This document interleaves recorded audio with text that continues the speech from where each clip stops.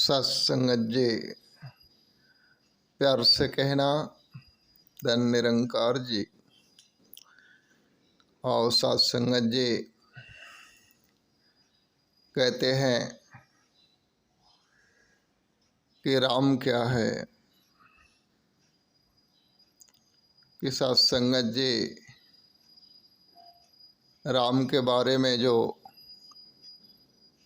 वेद शास्त्र में बताया गया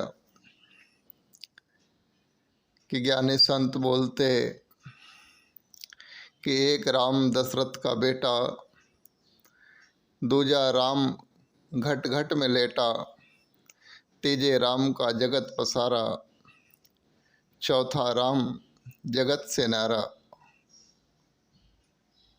कि सत्संगत जी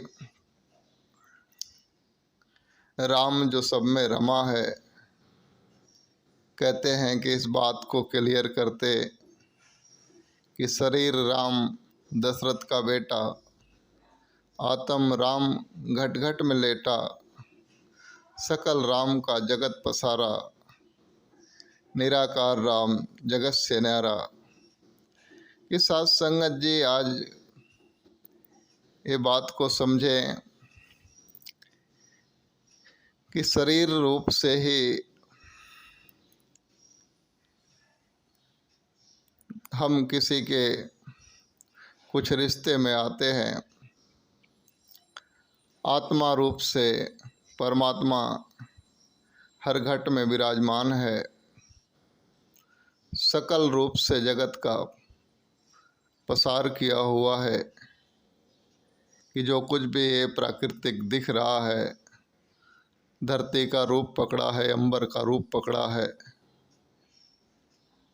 जो कुछ भी दिखाई दे रहा है सत्संगत जी अनेक योनियों का रूप, पेड़ पौधे, पंछी, नदी, समंदर, पहाड़, ये सब कुछ इस निरंकार ने एक रूप धारण करके इस जगत की रचना की। सत्संगत जी तो ये कहते हैं कि सकल राम का जगत पसारा, निराकार राम जगत से न्यारा। ये निरंकार परमात्मा सारा रूप पकड़ करके स्वयं ही सारे जगत में छाया है और चला रहा है सत्संगत जी। तो ये बात समझने के लिए, जानने के लिए इंसान को बिना सतगुरु के शरण में शीश झुकाए संभव नहीं है। सत्संगत जी कहते हैं कि बिन गुरु भव नित तरय न कोई, जो बिरंचि शंकर सम होई। कि इंसान कितने भी ज्ञान हासिल कर ले, लेकिन इस भेद का खुलासा तब तक नहीं हो सकता है जब तक वो सद्गुरु के शरण में नहीं जाता है, वहाँ से ब्रह्म ज्ञान प्राप्त नहीं करता है, तब तक ये बात समझ में नहीं आएगी। सत्संगत जी तो आओ आज जगत के स्वामी सतगुरु माता सुदीक्षा जी महाराज इस भेद का खुलासा करती, इस ब्रह्म ज्ञान को प्रदान करती सत्संगत जी। तो हम इनके चरणों में जुड़ करके इस ज्ञान को समझ करके अपने जीवन का कल्याण करें।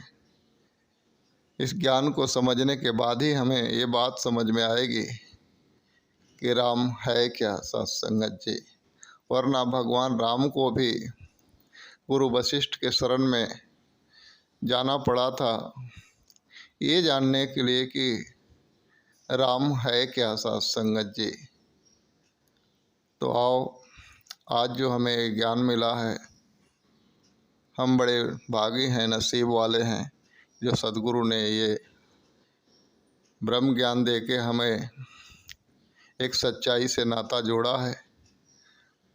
तो आशीर्वाद मांगें कि सच्चे बादशाह दीनदयाल हम आपके चरणों में जुड़े रहें जीवन पर्यंत और आपका भक्ति ध्यान करते हुए जीवन को आनंदमय बिताते जाएं। प्यार से कहना धन निरंकार जी।